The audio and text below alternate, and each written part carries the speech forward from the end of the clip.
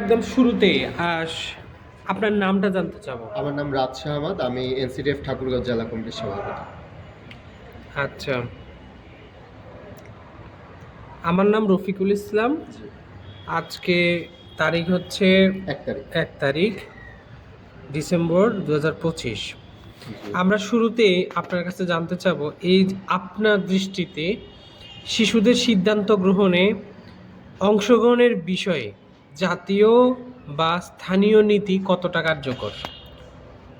জাতীয় বা স্থানীয় নীতি কার্যকর বলতে হচ্ছে নীতি এবং এটা আছে, কিন্তু শতভাগ বাস্তবায়ন আসলে হয় না, এটাই আমি মনে করি।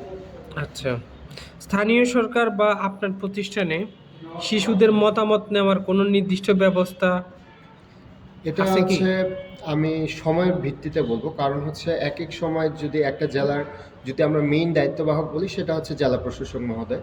তো জেলা প্রশাসক মহোদয় কিন্তু প্রত্যেক 3 বছর বা 2 বছর পর পরই এটা পরিবর্তন হয়। তো জেলা প্রশাসক মহোদয় যারা থাকে এটা অনেকটা হচ্ছে তাদের ব্যক্তিত্বের উপর ডিপেন্ড করে। যেমন আমাদের বর্তমান সময়ের কথা যদি বলি, তাহলে আমাদের বর্তমান জেলা প্রশাসক স্যার অত্যন্ত মানে মানবিক এবং শিশু বান্ধব। তো এই কথাটাই আমি বলতে চাচ্ছি যে অনেকেই শিশু বান্ধব কিন্তু হয় না, এবং এর পূর্ববর্তী যে যিনি আমাদের জেলা প্রশাসক হিসেবে ছিলেন, আহ, আমি আমার ব্যক্তিগত মত থেকে যদি বলি, আমি তাকে এতটাও শিশু বান্ধব হিসেবে দেখিনি। কারণ আমরা সবসময় আমরা যে এনসিডিএফ শিশুদেরকে নিয়ে কাজ করি, তো ওইভাবে যে সাপোর্ট একটা আমাদের দরকার বা আমাদের একটা সুরক্ষার দরকার, এটা আমরা পাই না। তো এটা আমার কাছে মনে হয় যে এটা ওই পদে বা ওই চেয়ারে যিনি থাকেন তার ব্যক্তিত্বের উপরে এটা নির্ভর করে যে কতটুকু আসলে কার্যকর হবে। আপনাদের জন্য কি আপনাদের এনসিটিএফ বা ন্যাশনাল চিলড্রেন্স টাস্ক ফোর্স, জি। আপনাদের জন্য কি আলাদা কোনো বাজেট বা পরিকল্পনা আছে? না, আমাদের জন্য এটা মানে প্রশাসন বা সরকারের পক্ষ থেকে এটা থাকে না। আমাদেরকে save the children, plan international, এরা হচ্ছে আমাদেরকে বাজেট দিয়ে থাকে প্রোগ্রাম। আচ্ছা, শিশু অংশগ্রহণ বিষয়ক কার্যক্রমে আপনাদের জন্য সেভ দ্য চিলড্রেন এবং plan international plan international budget বা পরিকল্পনা দেয়, তাই তো? জি। সরকার বা স্থানীয় প্রতিষ্ঠান কিভাবে শিশুদের মতামত নীতি প্রণয়ন বা বাস্তবায়নে অন্তর্ভুক্ত করে? জি। আপনার সরকার বা স্থানীয় প্রতিষ্ঠান যেগুলো আছে, হুম। যতগুলো প্রতিষ্ঠানের সাথে আপনারা নিজেরা এনসিটিএফ এর সদস্য হিসেবে ইনভলভড আছেন, হ্যাঁ? হুম। তো আপনাদের মতামত নীতি প্রণয়নে বা বাস্তবায়নে কিভাবে তারা অন্তর্ভুক্ত করে? এগুলো হচ্ছে ডিসি মহোদয়, তিনি অনেক সময় মিটিং করে থাকেন। যেমন স্থানীয় আমাদের বেশ কিছু সংস্থা রয়েছে, ইএসডিও, এবং আমাদের যে সংগঠনগুলো রয়েছে এবং ঊর্ধ্বতন কর্মকর্তা, তাদেরকে নিয়ে একত্রিত করে বেশ কিছু মতামত নিয়ে এগুলোকে সমন্বিত করে এইটা করা হয়ে থাকে আসলে। আচ্ছা, আমরা একটু ভিন্ন আরেকটি প্রসঙ্গে আসি। শিশু বা কিশোরদের নিজেদের মত প্রকাশ বা সংগঠিত হওয়ার ক্ষেত্রে কোনো বাধা বা সীমাবদ্ধতা আছে কি? বর্তমান সময়ে হচ্ছে শিশুদের বাধাটা ওইভাবে নেই। যদি বাধা থাকে, একমাত্র বাধাটা, প্রথম বাধাটা হয়ে থাকে পরিবার। কারণ আমি যদি এনসিটিএফে যেহেতু আমি দীর্ঘদিন রয়েছি এবং আমাদের উপকমিটি রয়েছে, আমাদের লাস্ট উপকমিটির বিষয়ে যদি আমি বলি যে একটি মেয়ে, তিনি আমাদের এনসিটিএফে মানে আমাদের কার্যক্রম দেখে প্রচুর আগ্রহী ছিল যে সে এনসিটিএফে কাজ করবে, সেও শিশু হয়ে শিশুদের নেতৃত্ব দিবে। তো তার পরিবার এটা আসলে কোনোভাবে অ্যাকসেপ্ট করেনি যে সে মেয়ে হয়ে কেন হচ্ছে সে সংগঠন করবে, বা তার এটা পড়াশোনার সময়, সে কেন এগুলোতে যাবে, সে মেইন ফোকাস পড়াশোনাতে দিবে। তো এটা হচ্ছে তার পরিবার হচ্ছে সচেতন না। তো যার কারণে হচ্ছে এটা বাধা পরিবারই বলা চলে বর্তমান সময়। আর সমাজে হচ্ছে বর্তমানে অনেকটাই আগে মান্ধাতার আমল থেকে বের হয়ে এসেছে, যার কারণে সমাজে অতটা বাধাগ্রস্ত হয়ে থাকে না। বাট প্রতিষ্ঠানে অনেক সময় শিক্ষকদের মাধ্যমেও কিন্তু এটা বাধাটা পেয়ে থাকে, কারণ অনেক শিক্ষকই দেখা যায় যে তারা মেইন ফোকাস পড়াশোনাটাকেই দিয়ে থাকে। কারণ তারাও মানে শিক্ষক অনেকের আমি বলবো যে তাদের কাছে পড়াশোনার বাইরে অন্য কিছু করাটা একটা অপরাধ, এরকম একটা শিশুদেরকে প্রবণতা দেখানো হয়। আচ্ছা, সমাজ ও প্রশাসন হুম। তো একটা মানে কাজ করছে শিশুদেরকে তাদের নেতৃত্ব বা আন্দোলনকে, মানে এই বিষয়ে তারা আছে, এই বিষয়ে তো এরা আসলে কিভাবে দেখে শিশুদের নেতৃত্ব আন্দোলনকে, এই সমাজ কিভাবে দেখে? এটাকে 50-50 বলা যায়। 50-50 কারণ হচ্ছে দেখা গেল যে ভালো কিছুর জন্য যখন আন্দোলন করা হয়ে থাকে তখন, বা এটাকে হচ্ছে তারা সমর্থন করে। কিন্তু দেখা গেল আমি এমন শিক্ষা প্রতিষ্ঠানে রয়েছে যেখানকার সেই শিক্ষকেরা বা সেখানে শিক্ষা নিয়ে অনেক দুর্নীতি। তো আমি যখন সেখানে আমার মত প্রকাশের অধিকার থেকে সেই বিষয়গুলো নিয়ে কথা বলবো, তখন এটাকে তারা আসলে নেগেটিভভাবে দেখবে বা শিক্ষার্থীরা বেয়াদব হয়ে গিয়েছে, শিক্ষার্থীরা মানে শিক্ষার যে তাদের এই শিক্ষাটুকু নেই, এইভাবে তারা দেখে আসলে। তো এটাকে 50-50 বলা যায়, যে পক্ষে হলে পক্ষে, বিপক্ষে হলে তারা এটা সমর্থন করে না অনেক সময়। আচ্ছা, শিশুরা তাদের মতামত প্রকাশ করলে তাদের নিরাপত্তা বা গোপনীয়তা কতটা রক্ষা করা হয়? নিরাপত্তা বা গোপনীয়তা অনেকাংশে রক্ষা করা হয়ে থাকে, কারণ যেটা শিশু বিষয়ক কর্মকর্তাও বলেছিলেন যে যেমন আমার কোনো কিছু চাহিদা বা আমি একজন শিশু হিসেবে আমার একটা প্রয়োজন, সেটা আমি অবশ্যই চাবো যে এটা প্রচার হোক। আবার ধরেন কোনো শিশু আহ, একটি ধর্ষণের শিকার হয়েছে, তো আমরা সেভ দ্য চিলড্রেন বা সেফগার্ডিং ইস্যু থেকে আমরা সর্বপ্রথম আমাদের দায়িত্ব হচ্ছে তার নিরাপত্তাটাকে হচ্ছে রক্ষা করা। তো বর্তমানে এটা যদি বলি, সামাজিক মাধ্যমের কারণে অনেকটা নিরাপত্তা ঝুঁকিতেই শিশুরা রয়েছে, কারণ শিশুদের যে নিরাপত্তা প্রকৃত সেটা অনেক সময় থাকে না। কারণ দেখা গেল আমরা যখন শিশু গবেষকরা আমাদের এনসিটিএফের তারা যখন শিশুদেরকে নিয়ে কোনো গল্প লিখে, আমাদের উদ্দেশ্য হচ্ছে শিশুর সর্বোচ্চ নিরাপত্তা দেওয়া। শিশুর নাম পর্যন্ত আমরা সেখানে নাম ব্যবহার করি না, সেখানে ছদ্মনাম ব্যবহার করি। তো এখানে বর্তমানে সোশ্যাল মিডিয়ার কারণে এই নিরাপত্তাটা কিন্তু আসলে বিঘ্নিত হচ্ছে আসলে। আপনি কি মনে করেন বর্তমানে বাংলাদেশের শিশুদের অংশগ্রহণের পরিবেশ উন্মুক্ত না সীমাবদ্ধ? আহ, অনেকাংশেই উন্মুক্ত। আচ্ছা, এই উন্মুক্ত যে অংশগ্রহণের যে বর্তমান পরিস্থিতি অবস্থা শিশুদের, এটা আপনি কিভাবে দেখেন? আমি অবশ্যই ভালো চোখে দেখি, কারণ শিশুদের অংশগ্রহণ সব জায়গায় প্রয়োজন। যখন শিশুদের নিরাপত্তা বা শিশু সুরক্ষা নিয়ে কোনো আহ, নিরাপত্তা এই ধরনের কোনো যখন কাজ হবে, তখন আমি অবশ্যই চাইবো, আমি একজন শিশু হয়ে আমি শিশুর ভালোটা বুঝি যে কোনটা আমার জন্য প্রয়োজন। সেক্ষেত্রে যদি আমার মতামতটা নেওয়া হয়, তো বা আমি সেখানে অংশগ্রহণ করি, সেটা অবশ্যই ভালো আচ্ছা, এবং আপনি প্রয়োজনীয়। আপনি কি মনে করেন শিশুরা তাদের অধিকার ও দায়িত্ব সম্পর্কে সচেতন যথেষ্ট? বর্তমানে হচ্ছে আমরা যদি শহর কেন্দ্রিক বলি, সেক্ষেত্রে শহর কেন্দ্রিক শিশুরা সচেতন, কিন্তু আমরা যদি একটু প্রত্যন্ত অঞ্চলে বা একটু গ্রাম সাইডে যাই, সেক্ষেত্রে এখনও শতকরা হচ্ছে অর্ধেক শিশুই কিন্তু হচ্ছে সচেতন না। এবং যেখানে শিশুরা অনেক জায়গায় সচেতন, কিন্তু তাদের অভিভাবকেরা সচেতন না। তো এটা কম্বাইন্ড আছে আসলে। তারা কি নিজেদের জীবনে প্রভাব ফেলতে পারে এমন সিদ্ধান্তে মতামত দিতে কনফিডেন্ট, আত্মবিশ্বাসী? মানে আরেকবার। শিশুরা তাদের জীবনে প্রভাব ফেলতে পারে, তাদের যে জীবন, এই জীবনে পড়াশোনার জগতে বিভিন্ন জায়গায় তাদের জীবন যে ভবিষ্যতে তাদের জীবনে প্রভাব ফেলতে পারে, এরকম কোনো সিদ্ধান্ত নিতে তারা আত্মবিশ্বাসী কিনা? অনেকাংশে আত্মবিশ্বাসী, আবার অনেকাংশে হচ্ছে অনেকেই পরিবারের উপর নির্ভরশীল, যে আমার পরিবার যেটা ভালো আমার জন্য হবে সেটাই তারা ডিসিশন নেবে, এরকম বিষয়টা আসলে।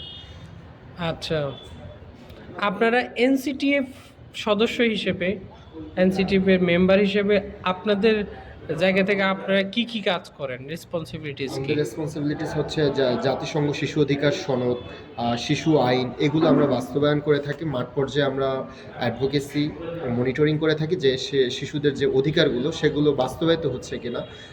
শিশু স্বাস্থ্য সুরক্ষা, যেমন মেয়েদের স্যানিটারি ন্যাপকিন, এই বিষয়ে আমাদের এই শহর থেকে কিছু দূর গেলেই কিন্তু হচ্ছে দেখা যাবে যে তারা নারী স্বাস্থ্য সে বিষয়ে কিন্তু সচেতন না।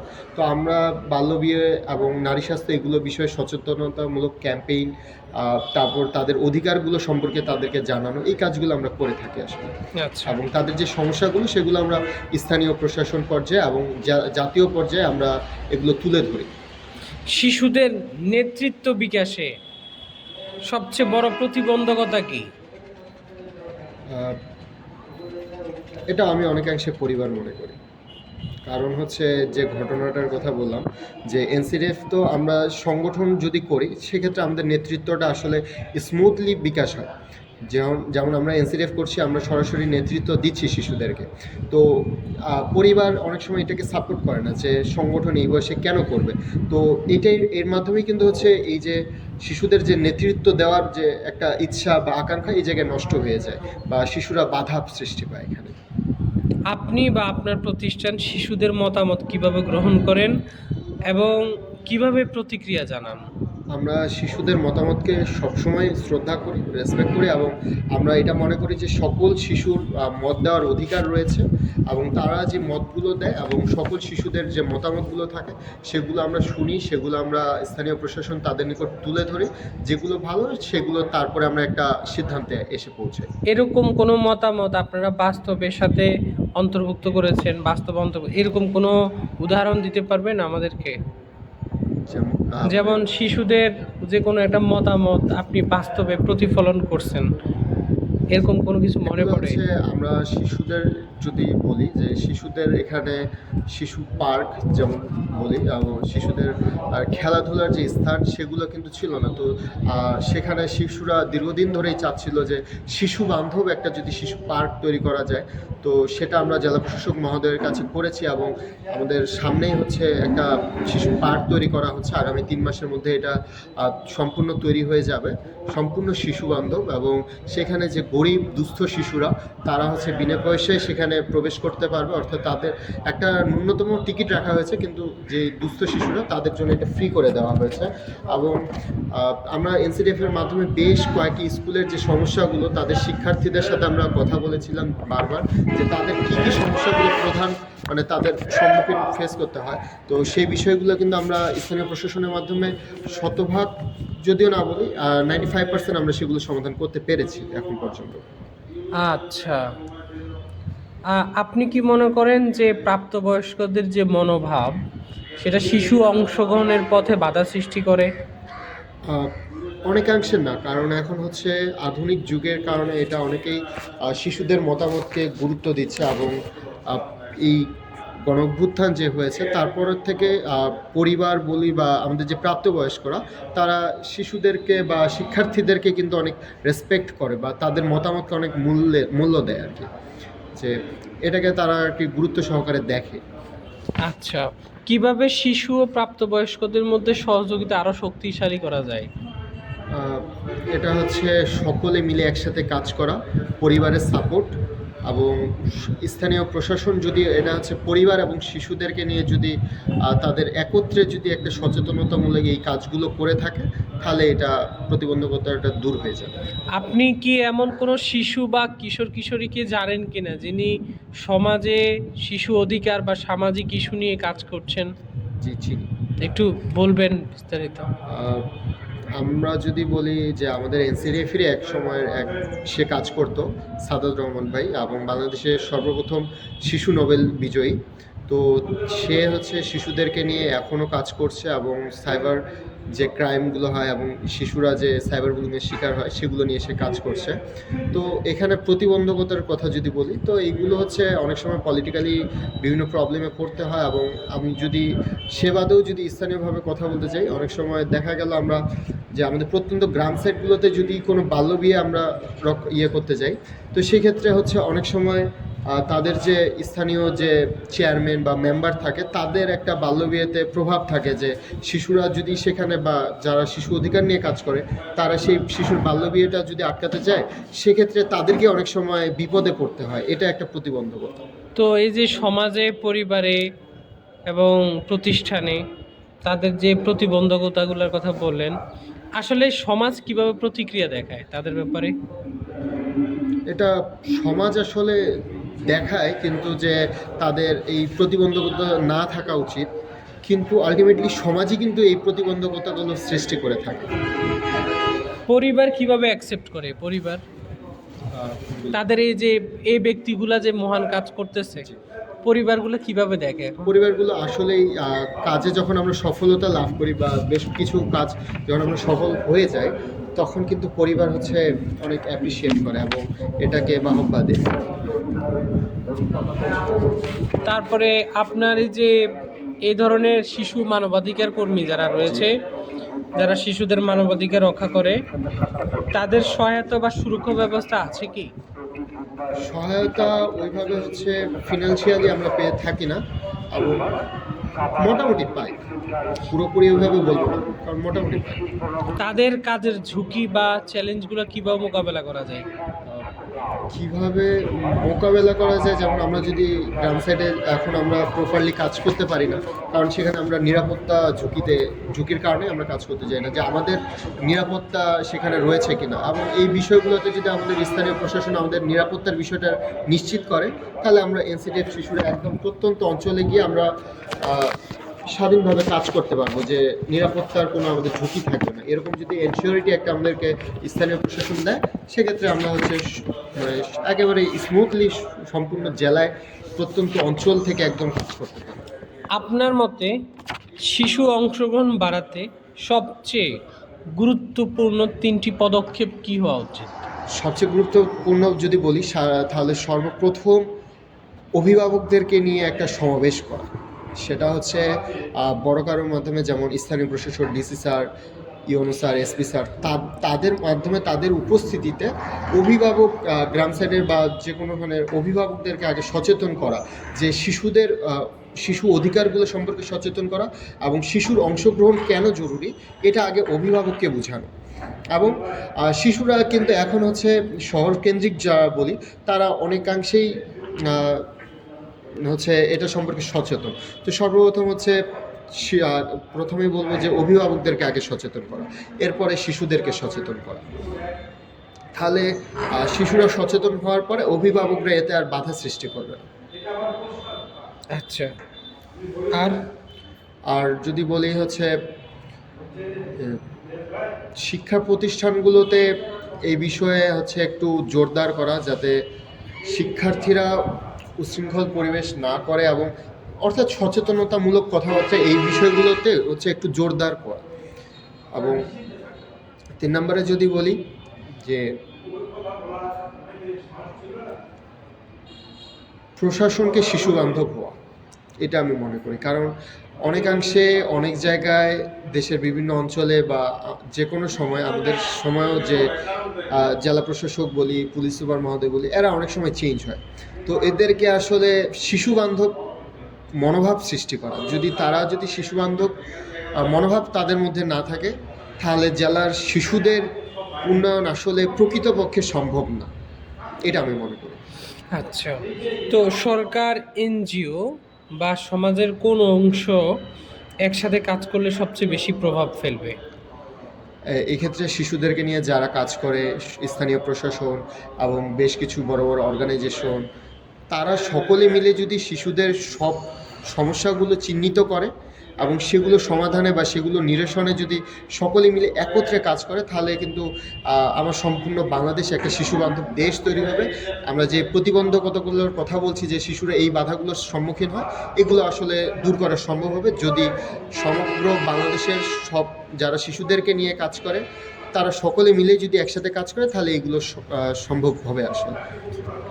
আপনি কি এই যে আমাদের যে আলোচনাটা হলো children's participation in decision making in Bangladesh, তো আপনি কি এই গবেষণার ফলাফল শিশু কাছে শিশু বান্ধবভাবে পৌঁছে দেওয়ার পদ্ধতি সম্পর্কে কোনো পরামর্শ দিতে চান আমাদেরকে?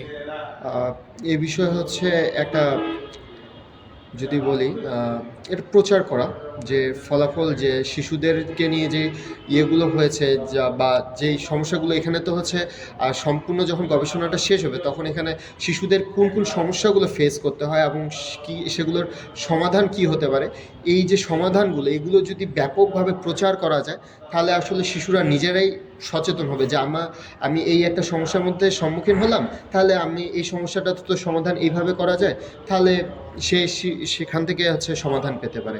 তো আমি এটা মনে করি যে এটা ব্যাপকভাবে একটা প্রচার যদি করা যায়, সেটা যদি সরকারিভাবে হোক বা বেসরকারিভাবে, যেটাই হোক, প্রচার করা এই গবেষণার ফলাফল।